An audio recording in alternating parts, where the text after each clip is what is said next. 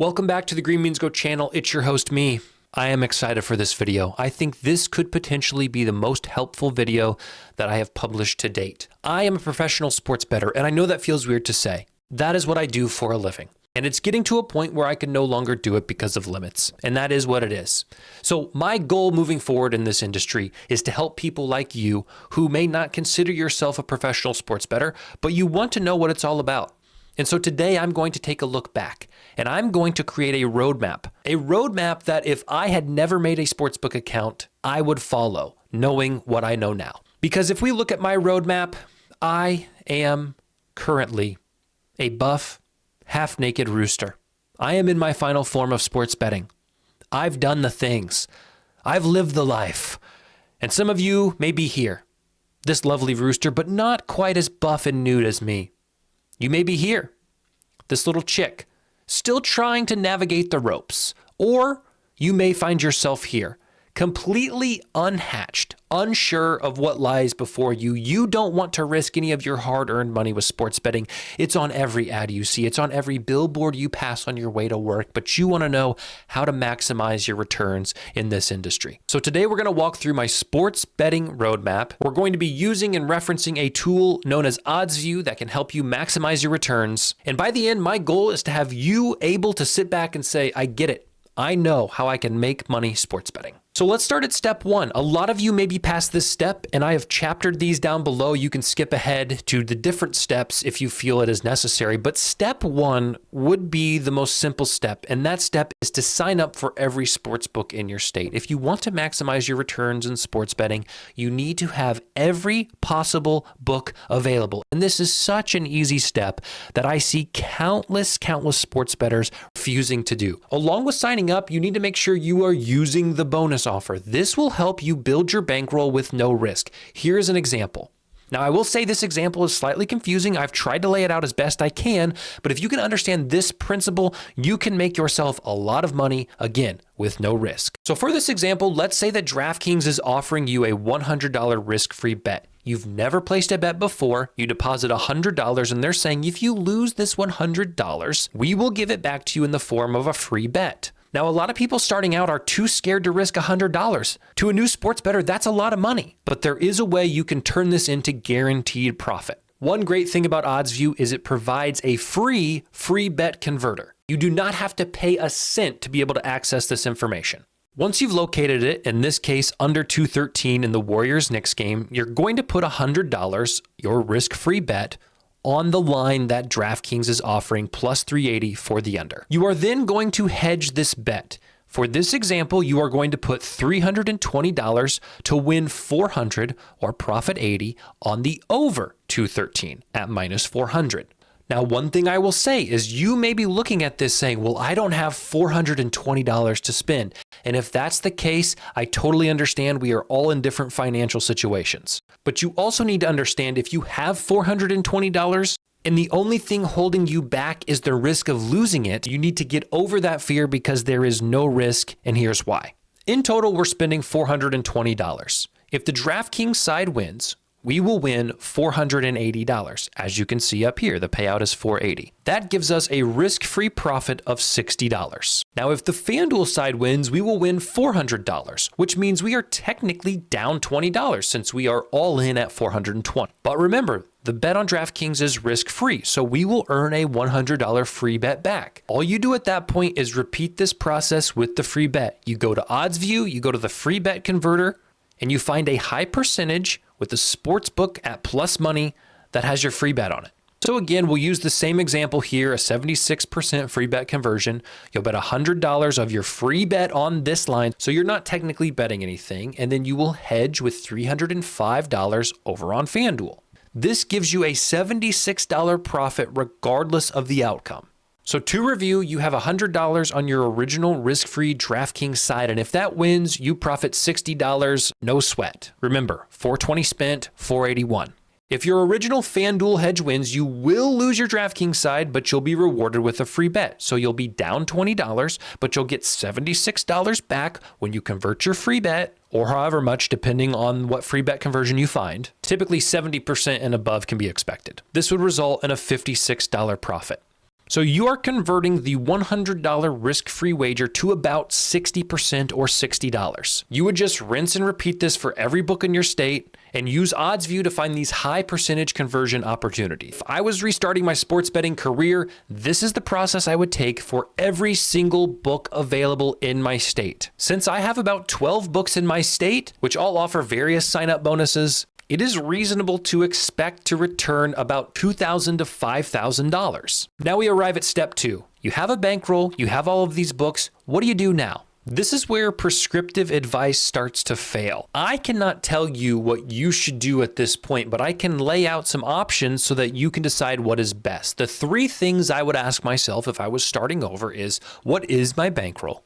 What is my risk tolerance? And what is my goal? All of these 3 questions do work in tandem. Your bankroll matters as much as your risk tolerance and goal matters. Your risk tolerance matters as it relates to your goal. All 3 of these things work in unison, so you have to answer all of these questions. But for the sake of the example, we are going to look at a $1,000, $5,000, and $10,000 bankroll. We will start with the $1,000 or less bankroll. Now, if you sign up for all the books in your state and you do the process that I outlined above, you should have more than $1,000 in your bankroll, but let's just say you have $1,000 or less. Maybe you've signed up for books in the past and you didn't maximize them and you just find yourself with a bunch of books now, lost value in terms of the sign up percentage, but you want to redeem yourself. What would you do? My focus would be on arbitrage using OddsView. I would focus on pre-match only, which is included in their essential plan. And my strategy would be very simple. I would play ARBs daily when I have time to check the feeds. Anytime I have a chance to pull up OddsView and look at the available ARBs, I would do it.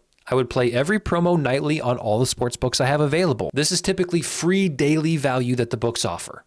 And depending on my max wager size on these promos, I would ask, could it be ARBed? In other words, if they are giving me a profit boost or an odds boost, if I bet that on one book, can I go to another book and take the opposite of it to secure money? Again, this is for small bankrolls that are trying to build. That may not mathematically be the most sound decision, but if you have a small bankroll and you're trying to avoid risk as you build, there's no shame in arbing. And then if I was to receive a free bet from a sportsbook, I would convert it using OddsView's free bet conversion software. Now, one thing I will add is if you are planning to ARB only, your bankroll is very flexible.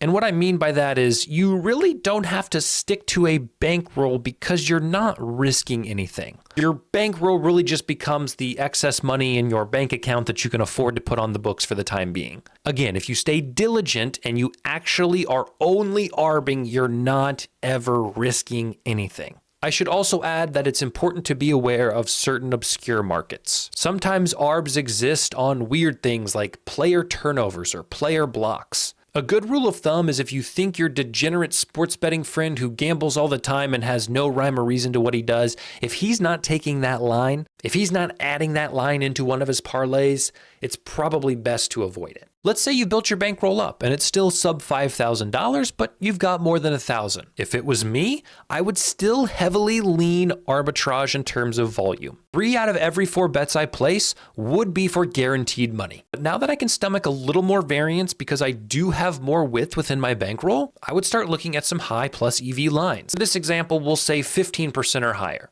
On OddsView, they have the percentage all down the left side, so it's easy to see how valuable these props are to the market. And again, 15% is arbitrary, but for me, that's where I start to feel like I'm getting a really good value on props, and I may knock it down to 5 or 10% for main lines. And this is where I need to extend an important message. Both arbitrage and plus EV betting can exist simultaneously.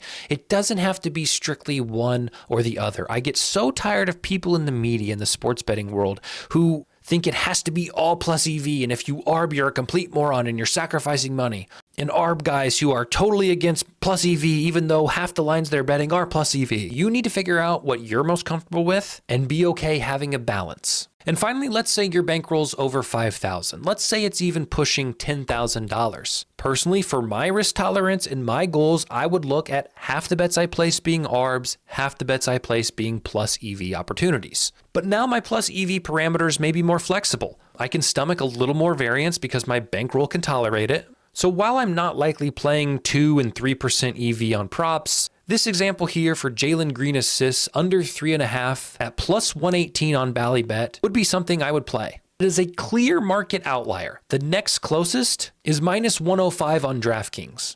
And while Pinnacle may not be the sharpest for NBA props, Pinnacle has it at minus 127. This line is barely an ARB to books like Fanatics and BetMGM, but I would avoid the ARB in this situation because it wouldn't return a ton of money, and I find more value in this wager being placed as a standalone plus EV bet. Now that we have our bankroll taken care of, we need to figure out what our risk tolerance is, and this answer is going to be different for everybody. It also doesn't have to be black and white as I show you here, but this will help give you an understanding. If you want to avoid risk for guaranteed profit on every bet you place, you may want to focus on ARBs. If you're fine with more risk short-term, more variance, and you want more potential upside in the future, maybe a plus EV focused betting style is for you. Of course, there are pros and cons to each. Some of the pros of ARB betting are you will always make money and you will have no mental or emotional stress. No matter the outcome of the game, you win. The cons are it requires more capital and more money to be invested. It also takes more time because you're betting 2 bets for the price of 1. And mathematically, in theory, you stand to make less money. The pros of an EV-focused betting style are it does require less capital, which can be good for a lot of people. It's less time-consuming, and you do have a higher mathematical upside. The cons being you will lose more bets, there is variance, and sometimes it's difficult to decide who is sharp and if you're actually getting good value on certain markets.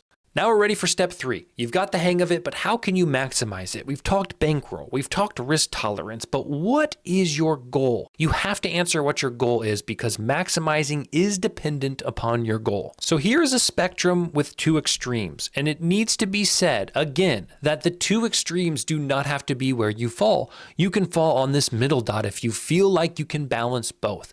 But one extreme is to make easy money with no risk as long as I can. If you're someone who walks into this saying, I don't really have an appetite for risk. I don't really care if I sacrifice long-term profits. I just want to secure money to help my family go on more vacations or help pay my house down faster. I'm not really in this to get greedy. I just want to make a few extra bucks. Then strictly focusing on arbitrage is probably the right thing for you to do. Now, if you're someone who says, this money's extra, I don't need it anyway. I was just going to invest this in the stock market. I was just going to buy junk I don't need with it.